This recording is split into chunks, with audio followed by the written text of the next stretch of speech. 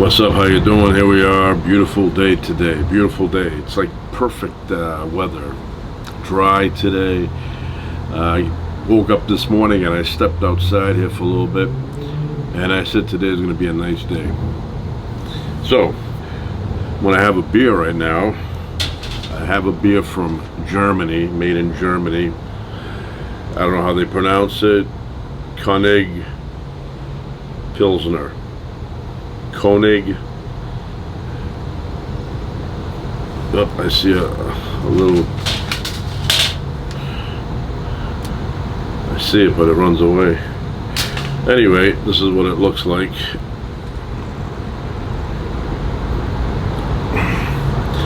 I see little bugs, little flies. I don't know. I did get a fly a second ago, but anyway, I had it in the cold section of the fridge.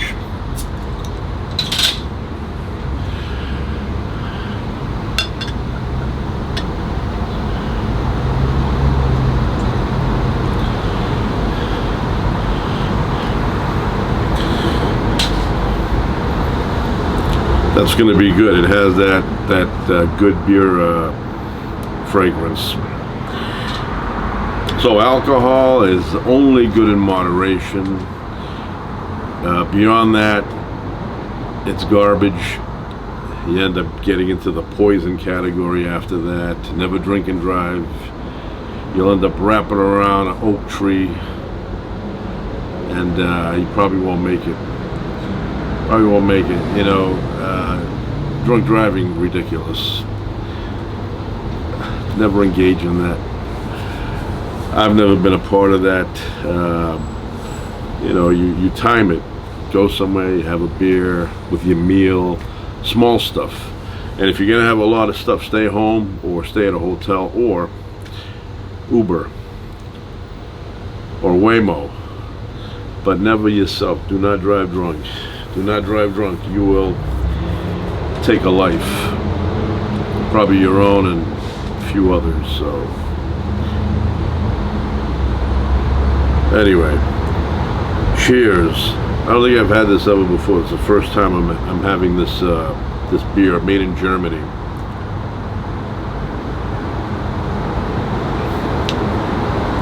Good beer. Good beer. Makes you wish you had a steak right now.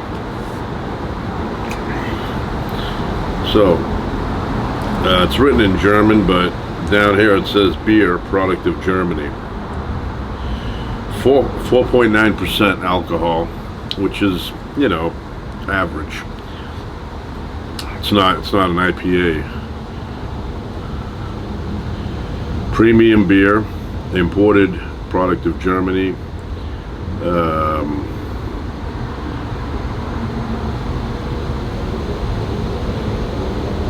It says the ingredients are simple: water and barley, hops. That's it.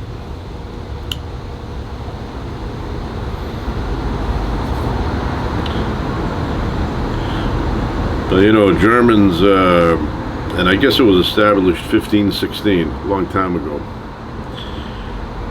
Germans are a very productive society. It's known for technology. If you see something that says made in Germany, it's going to be a good quality most of the time.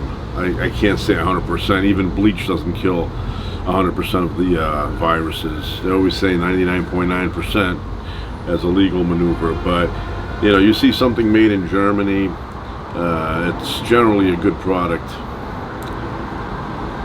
Made in Italy is another one. Made in Italy, those are considered good, especially cars. If you see something made in, you know, like a car made in Poland, I don't know if it's going to be any good. You know, that's like a rare thing. Or Russia. Russia's not known for cars, at least here. Maybe there they have the best cars, but here you don't really see many Russian. You don't see any Russian cars, but German, Japanese, Korean. Those countries are known. It's Italy that they're known to make great cars. Sweden. another car company that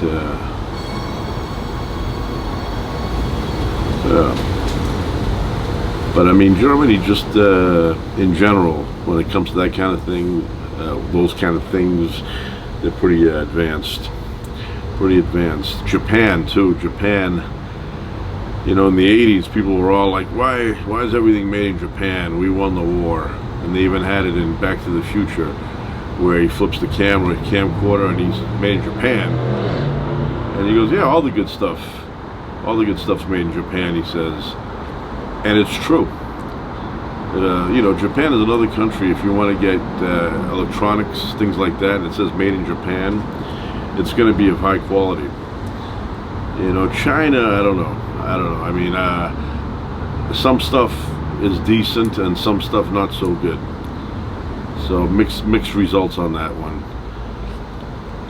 I'd like to go to China, visit the Great Wall of China, and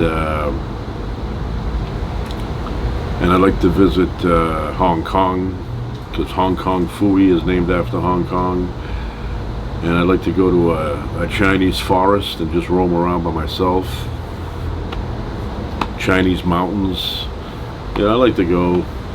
Shaolin Temple is another place. Yeah, that's a good quality.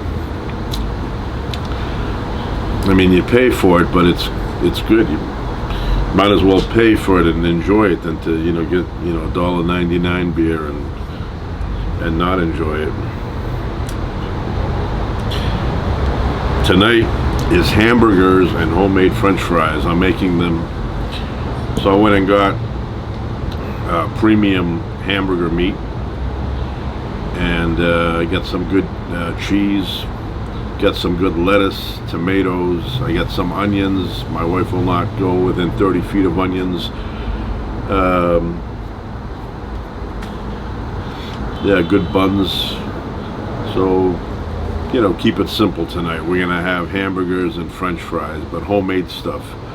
Good oil. I'm gonna cook it in good oil. I'm not using Castro or anything like that. Zap, zap, zap. One time I was sitting here and I took this out and I did like that, slow, and I must have got like about 8 of them. It was like trrr. Nice breeze. Nice breeze. Yeah, today is very nice.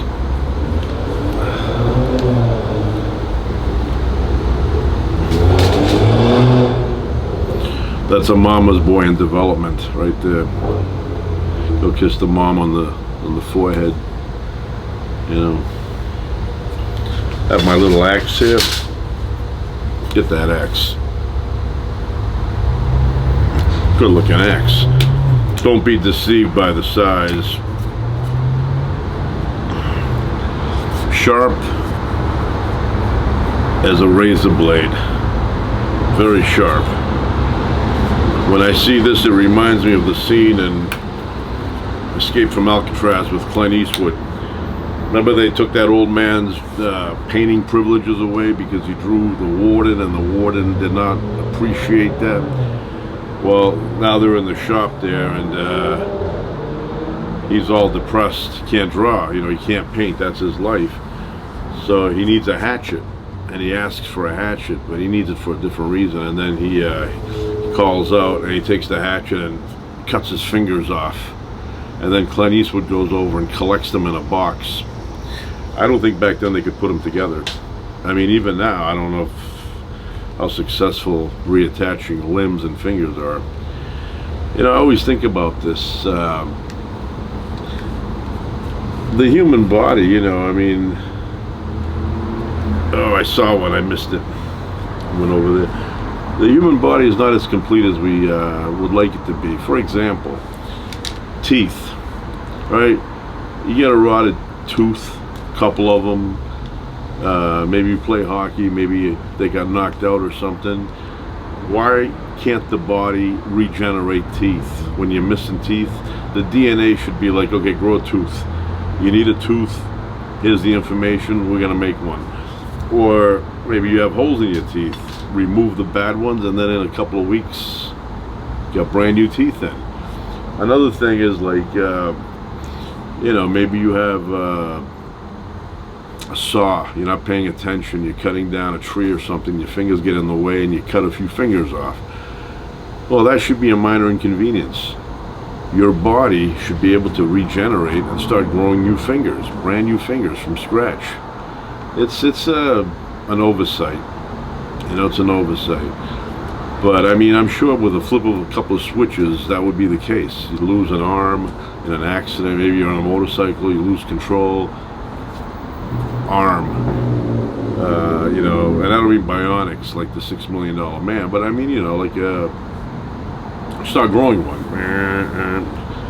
Fingers start, growing in. It's brand new, right? That's something that, that should have been thought of, but it's not. It's not part of the, I mean, you look at lizards. You grab a lizard and it escapes by snapping the tail, but the lizard will regrow a tail. And there's a lot of animals like that where they lose a piece of finger, or whatever they call it for them, and they regrow a new one. And we lose an eye, we lose an arm, leg, and that's it. Even the eye should start, growing a new one, brand new eyeball. But yeah, it doesn't work out that way.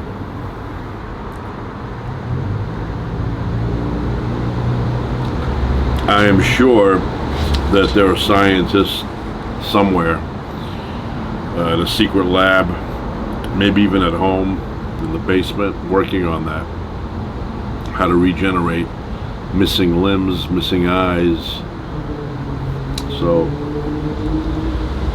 I keep a close eye on those kind of things. I go, I'm always trying to be up to date on the latest of technology, any scientific stuff, research. I'm always trying to look and find the latest.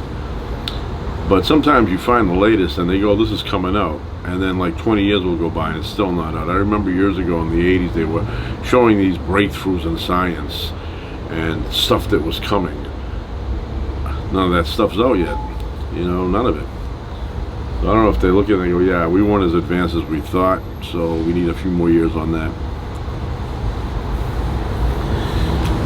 Yeah.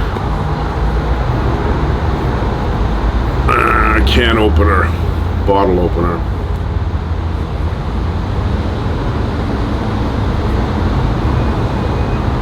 Yeah, I barely see, a little bit like over there, I see a few leaves moving, but not much, not much. Had a dream the other day, I hate these dreams. So, it's one of those dreams that will not complete, it will not change, no matter, you wake up, you go back to sleep, the dream continues where it left off. So this was like, maybe like 2 weeks ago. In my dream, I'm bringing my daughter, my younger daughter, to school, and we can't find the class. Not only we can't find the class, the school looks totally different, than it does in real life. And I'm trying to figure it out. I'm asking, nobody knows. Time is passing, and then it rewinds and we start again. Where's your class? She's like, I don't know. I go, you don't know where your class is? She's like, no, I don't know. I go, all right, well, let's look around. And the whole dream is, so I got up, went to the bathroom, tried to break the cycle of that dream. I went back to sleep. I'm same location. I'm near the school and we can't find the class. And that went on all night. I had a dream, I think I was in like the 4th or 5th grade, and I was with a cousin of mine, and there was a red truck. It was nighttime, and there was a street light on top of us. So we had the glow of the light, and we were in front of this red truck, and we're just talking, and I'm feeling uneasy. Like in reality, I'm not sleeping well, so I'm having this dream, and me and him are talking, and it's the same conversation over and over and over, and I'm stuck in that conversation, even though I got up a few times and I went back to sleep, and I'm still with that truck, that red truck, and my cousin. I don't like those dreams. You know, I generally, you know, those are rare for me. I don't have them that often, but every once in a blue moon I will have a dream like that.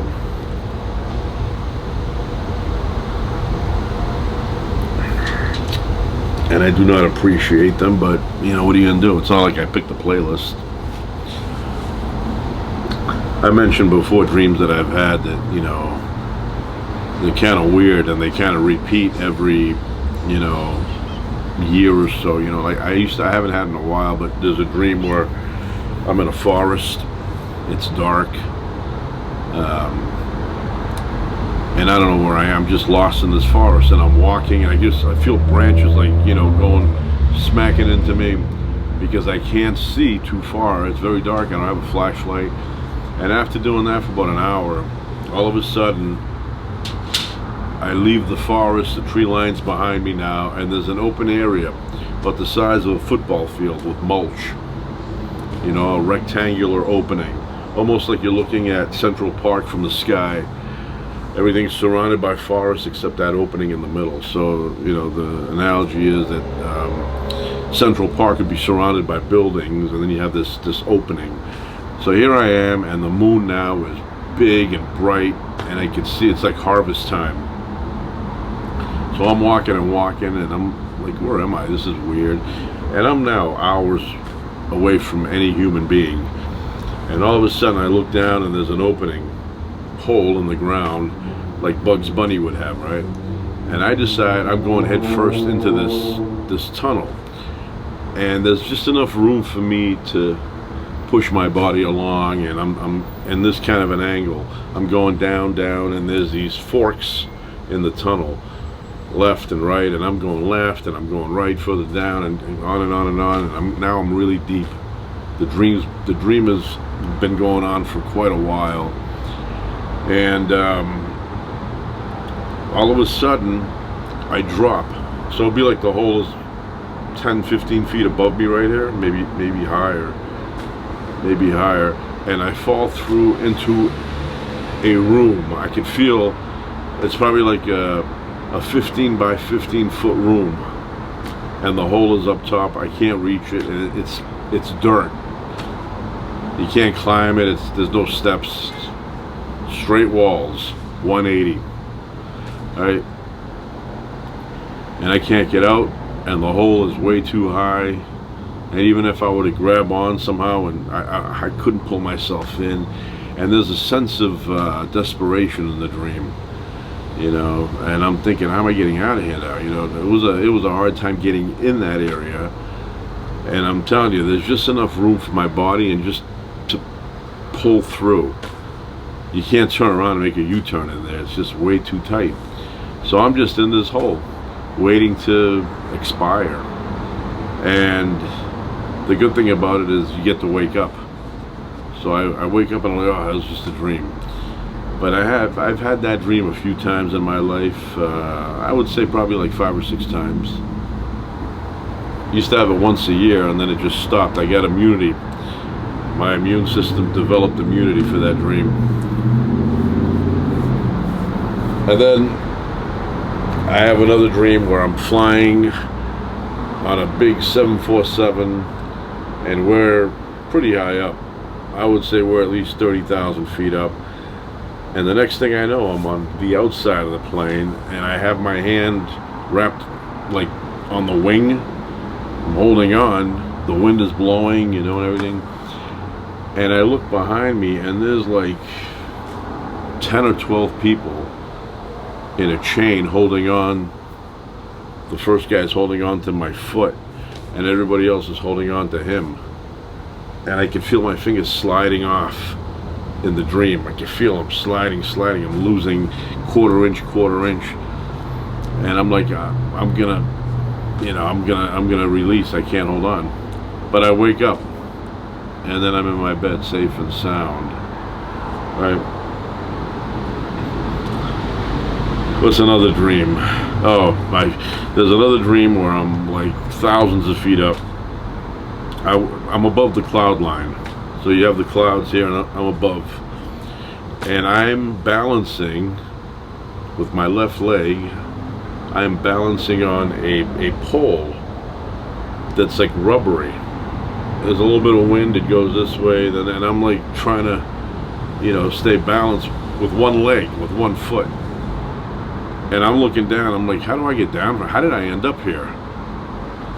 So there's a few times in the dream where I'm thinking of jumping up and then hugging the pole and going all the way down. The problem is, I'm not wearing you know, a thick denim jacket or something like that. I'm with a t-shirt on, and I know the friction. You know, imagine now this rubber pole, sliding down the rubber pole for about 30,000 feet, which is about 5 miles. 5 miles, just, you know, with the friction, your arms would be baking and smoking. So anyway, that's another dream, and I wake up on that one too. What other choice do I have?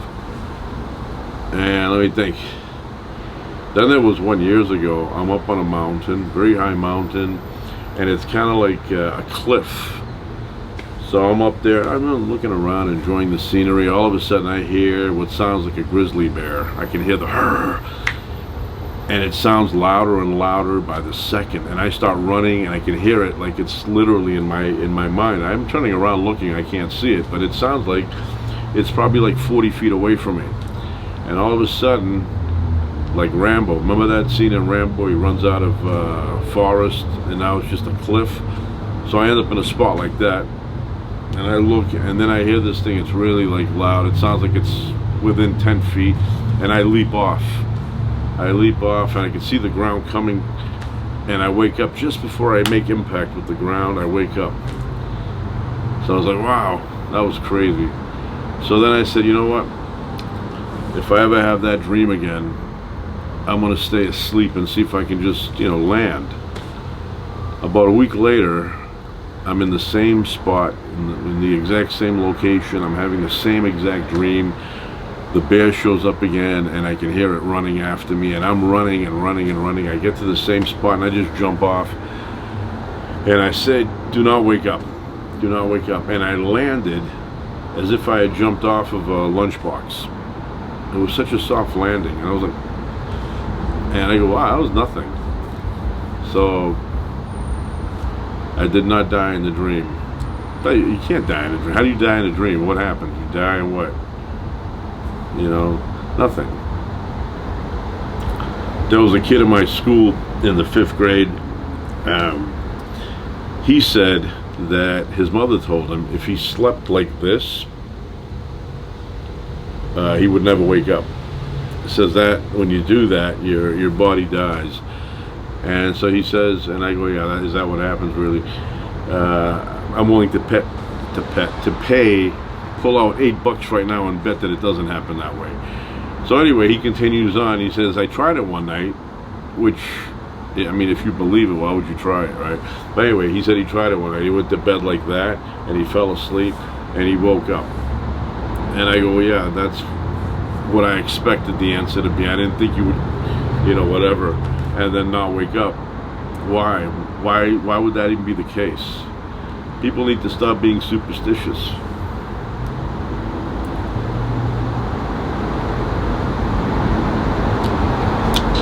So, but I dream, not every night that I remember, but I dream often. I dream often. But I'm not a believer that the dreams are predicting future events. No. That stuff for me is ridiculous. I don't really, you know, I don't buy into that at all. Not really, but at all. But I do enjoy them, but I just don't like the dreams where I'm stuck in some reality and it just keeps repeating. It's very frustrating. But I do enjoy, you know, the occasional nightmare, because it's only a nightmare. And in real life, you have something like that, it's hell. And then there was one when I was a kid. I couldn't have been more than kindergartner. And so I wake up, everything looks the same. right? It's as if my dream and my reality are the exact same. The setting, the house, everything looks the same. So I feel like I'm awake. And I wake up and I go throughout the house. Nobody's home. I'm like, wow, they left me alone here. And I go down. We're on the second floor. And I go down where the stairs are to go down, how you go outside. And there's a little window on our steps as you go down, and there's a curb. Right there, there's a window, a little one. It's got to be maybe like 2 by 1.5, you know, it's like that. Doesn't open, always been sealed. And I look and I see a very old, frail man, kind of like glowing, almost like a ghost. And he sees me, and he starts extending his hand like that. And as he's extending it, the hand is glowing too. And I go, there's a window right there. And his hand doesn't break the window, it just goes through it like a ghost. And it starts coming after me, and I'm running up the stairs, and the harder I'm trying to run, the slower I'm going. And all of a sudden I can feel the hand like really close, trying to grab me, and I just make it up. Take the right, and I go to my room, I close the door, and I wake up, and I go, oh, wait a minute, what's going on? It's a dream. It's a dream, but it felt so real. It literally felt like the old man, and I still remember that, even though it was way back in kindergarten. I still remember the face, had bad teeth. I want to say it almost looks like, if I had to pick something that resembled the character in that dream, I don't know if anybody who's watching saw a movie many years ago starring Henry Winkler, and he played Scrooge. You know that movie where he like doesn't want Christmas, and it takes place I think in the 1800s. The Fonz is young, and then he ages, and they show him as an old man. Charles Dickens story there. Well, that's what that old guy looked like in my dream. Kind of. I would say 80%. So yeah, and then I was thinking of another dream I had. What was that? It popped in my head for like a half a second. I go, I'm going to mention that.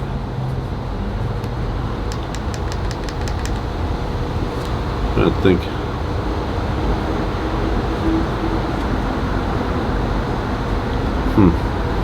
Yeah, I had it, and I think I'm going to mention that dream. I don't remember it now. It left my memory. It'll come back.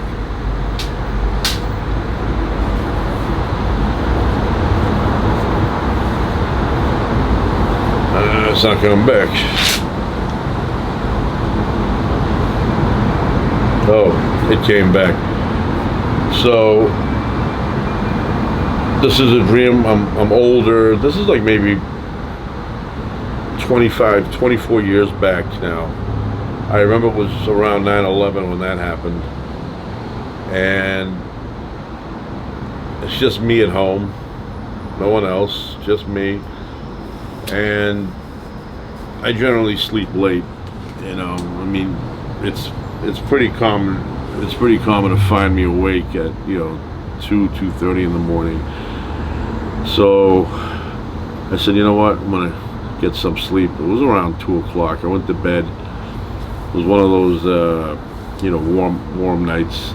Went to bed, and I'm out like a light, unless the light is on, but I'm out like a light. And I must have been asleep for about an hour, and I hear banging on the door, like somebody was knocking to get my attention. And I go, it's gotta be my neighbor. Something's wrong. I mean, he's knocking, like, it almost sounded like he was kicking the door. I could hear, like, maybe he was doing this, bam, bam, bam, bam, whatever, like babies when they get on the floor and they start doing this with the feet too. And I go, so I jump out of bed. I open, I could just see him now. He's curled over with the stomach or something, because years before that, there was a situation where he was really, like, not feeling well, and he came over, and he had the shivers, it was cold, he couldn't control his shaking, and he didn't feel well, and made him some tea and all that, and I don't know what it was, but he was okay after that. So anyway, I heard that, and I go, oh man, something's wrong, that's too intense. I go over there, I cross the kitchen, I open up the door, I look, nothing. I go down, see maybe the other door's open or something, I go, nothing. I had a dream that this was happening, and the dream represented, it was almost like a replica of reality that I'm in. And it's very hard to distinguish when you're in that kind of a dream, and it looks like, say I'm here right now, but I'm really dreaming of me being right here right now. In my dream, it would feel like it was real, right? Well, that's how that dream felt, and I thought he was like suffering. I thought he was in pain. I go, for him to be knocking like that, something is definitely wrong. I thought I was going to open up and he was going to be like, I gotta take me to the hospital, which is what I was ready to do, but he was not there. He was sound asleep at his own place.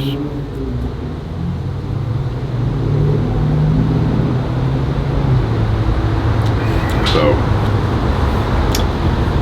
yeah, it's, some dreams are so realistic it's hard to differentiate dream from reality. I did have one time where I ended up, I don't know if I found a treasure or something, and I swooped in and I grabbed these really old, thick gold coins, and I had them in my hand nice and tight, and all of a sudden I can feel myself kind of like I'm waking up, and I'm thinking, it was a dream, but I still feel the stuff in my hand. And as I'm waking up, I'm realizing I'm not feeling anything in my hands, just my fingers. And I was all excited. I mean, I had like thousands and thousands of dollars of gold coins in my hand, only to wake up to a fantasy. I mean, it was just not real, made up dream. And I think those were the days where I was a big time fan of arcade games. Probably my brain generated money to go and play games at the arcade. Probably that's where that money was going to go if it was real, playing at the arcade. Or I'd actually buy a game and keep it at my house. I was a big fan of Defender in those days. Loved Defender by Williams. But Williams makes a lot of good games. Pinball Machines, Robotron, Smash TV. Love all of those. Plus it's good hand-eye coordination. But it's best to have one at your house. The hassle of going to the arcade every day.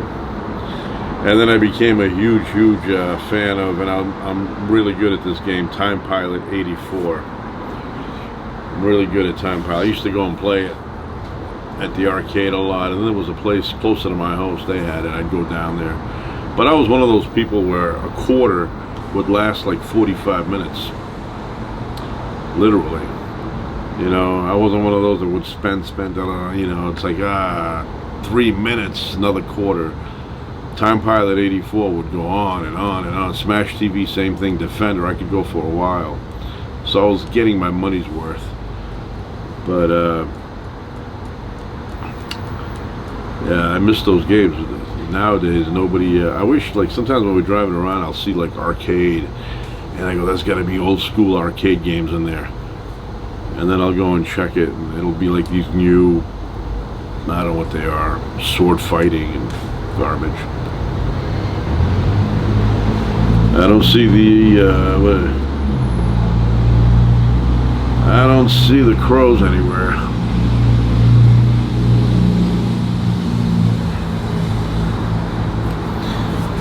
So, I better start cooking, because they're gonna, I gotta make that stuff. Alright, I'm gonna go in, make some nice burgers, premium meat, beef, whatever, and I'm gonna make some good potatoes, make them turn them into French fries.